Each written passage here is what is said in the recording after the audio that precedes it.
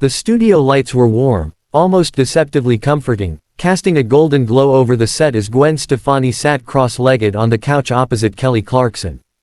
At first glance, it looked like any other friendly daytime interview, two powerhouse women laughing, nodding, trading anecdotes that drew easy applause from the audience. Gwen's signature platinum hair gleamed under the lights, her smile sharp and practiced, while Kelly leaned forward with her usual open warmth, cue cards resting casually on her lap. The conversation had started light. Music, motherhood, the whirlwind of touring again. Gwen spoke about rediscovering herself on stage, about how performing felt different now, more intentional, more personal. Kelly listened closely, chiming in with her own experiences, the two of them bonding over the strange balance between fame and family. The audience relaxed into it, clapping at familiar beats, laughing at inside jokes only artists at their level could truly understand. Then Kelly shifted gears. "So," she said gently, tilting her head, "you've been pretty open lately about creative control.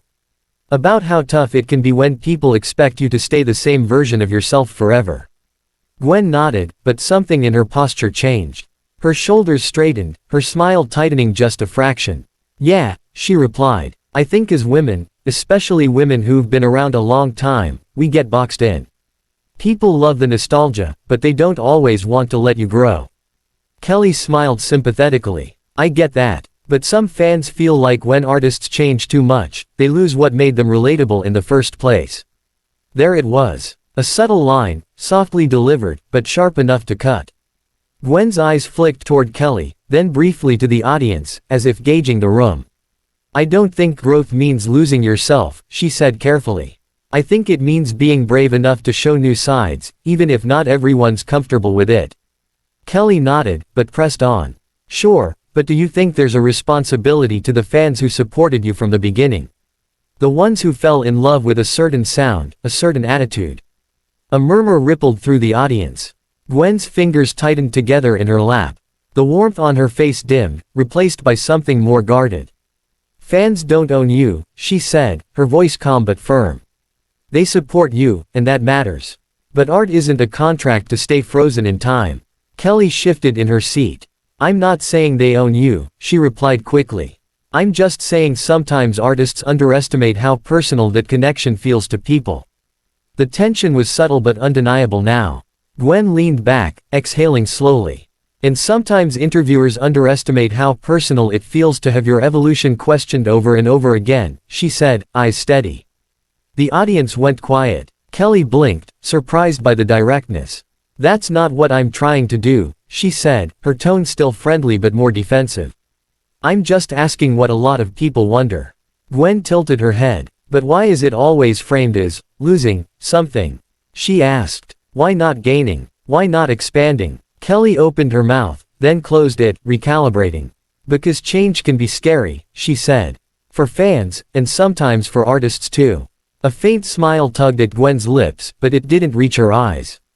"Change has never scared me," she said. "Being misunderstood does." The silence stretched. Cameras zoomed in, catching every micro-expression. Kelly's brows knitting together, Gwen's jaw setting. The producer's voice crackled faintly in the host's earpiece, urging a pivot, a lighter moment, but the conversation had momentum now, and neither woman seemed willing to let go. Kelly chuckled nervously. "I feel like you're taking this personally," she said, attempting to soften the moment. Gwen's expression hardened. "Because it is personal," she replied. "This isn't theory for me.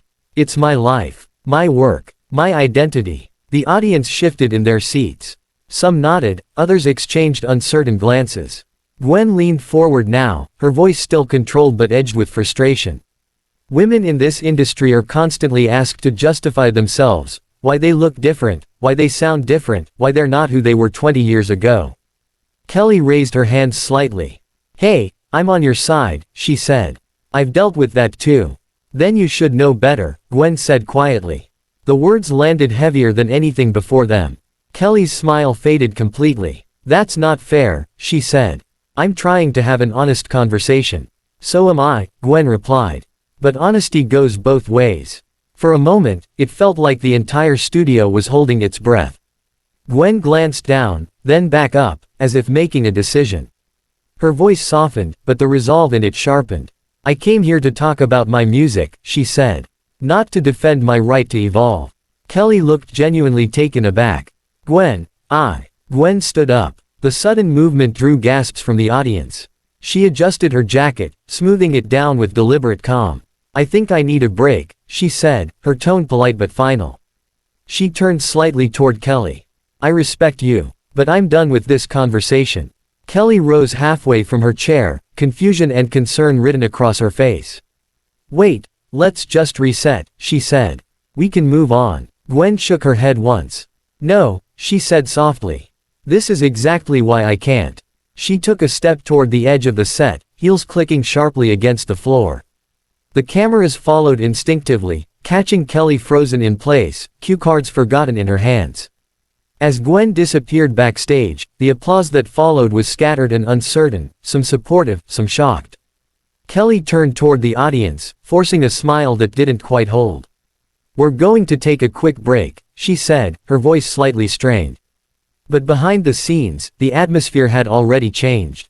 The warmth was gone, replaced by a charged silence that lingered long after the lights dimmed, leaving everyone to wonder whether what had just unfolded was a misunderstanding, or something that had been simmering all along.